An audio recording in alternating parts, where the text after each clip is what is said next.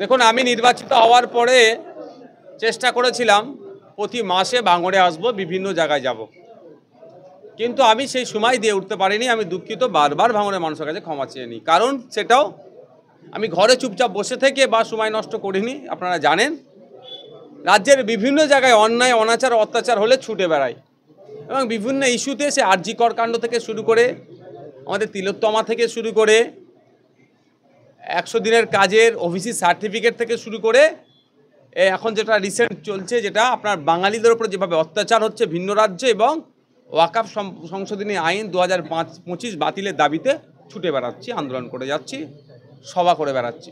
তাই সেই সময় হয়তো প্রতি মাসে একবার করে দেওয়ার সময় ছিল, সেটা দিয়ে উঠতে পারিনি। তারপরেও আমি চেষ্টা করি মানুষের দুয়ারে পৌঁছানোর জন্য, কারণ ভোটের সময় মানুষ খুব ভোট চাই, ভোট মিটে গেলে 4.5 বছর তাদের দেখা নাই, সেই তত্ত্বে আমি বিশ্বাসী নয়।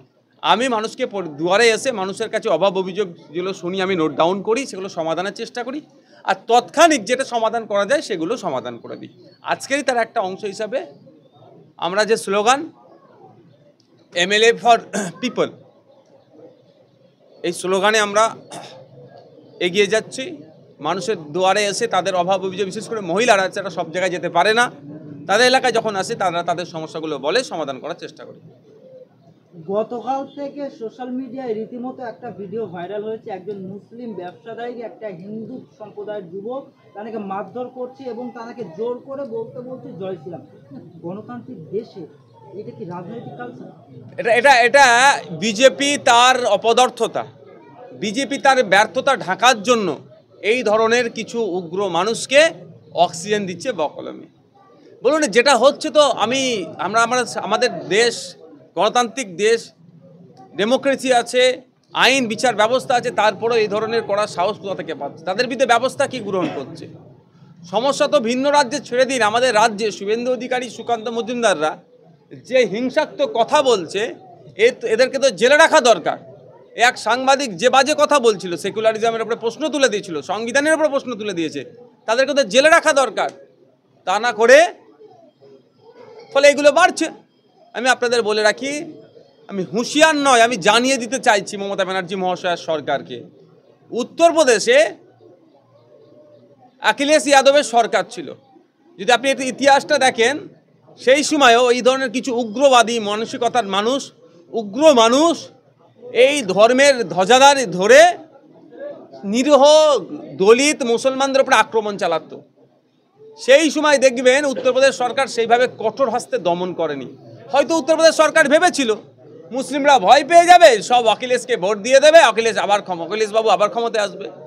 তার আমার মনে হচ্ছে রিপ্লাই যেন এখানে দেখতে পাচ্ছি আমরা এখানে অনর্গল মুসলিম বিদ্বেষী, মাদ্রাসা বিদ্বেষী, সম্প্রীতি বিনষ্ট হবে, হিন্দু মুসলমানের মধ্যে লড়াই লেগে যাবে, এই ধরনের কথা বলছি।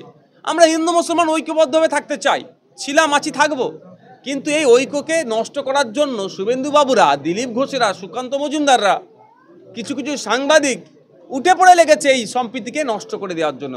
আমার পাশে হিন্দু ভাই কেন থাকবে? যে ওই জন্য অনেকের গাত্র দেওয়া হচ্ছে, জ্বালা লাগছে, তা এদের বিরুদ্ধে ব্যবস্থা গ্রহণ করছে না। কদিন আগে দেখছিলাম, যদি হই না হতো, 1 তারিখে আমাদের হাওড়া জেলার, হাওড়া শহরের একজন উগ্র মানসিকতার মানুষ, ধর্মের ধ্বজাধারী দুজন মুসলিম মানুষকে ধরে পুরুষোত্তম রাম ঠাকুরের নামে স্লোগান দিতে বলছিল, তাহলে জোর জবরদস্তি নালে পরে আক্রমণ করলো। তো এটা অ্যারেস্ট হয়নি কেন? অনেক পরে অ্যারেস্ট হয়েছে। কিন্তু এটা যখন আগেই অ্যারেস্ট করে নেওয়া দরকার ছিল। যখন এটা নিয়ে হইচই হয়েছে, এবার পাল্টা প্রতিরোধ হবে, এই ধরনের যখন খবর তাদের কাছে যাচ্ছে, তখন তার তড়িঘড়ি অ্যারেস্ট করেছে। আজকে মনে হয় কোর্টে প্রডিউস হবে। তো ব্যাপারটা হচ্ছে, আপনারা জানেন বনগাঁতে আকাইপুর স্টেশনের কাছে জাতীয় আমাদের শত্রু দেশের জাতীয় পতাকা এখানে রেখে হিংসা ছড়ানোর চেষ্টা করেছিল। শত্রু দেশের নামে জয়ধ্বনি, আমাদের দেশের নামে মুর্দাবাদ লেখার পরিকল্পনা করেছিল। তাকে ধরার 12 ঘন্টার মধ্যে জামিন হয়ে গেল। সরকারি আইনজীবী উপস্থিত ছিল না। এটা কি সরকার জানে না? যদি মনে করে সরকার উত্তরপ্রদেশের মতো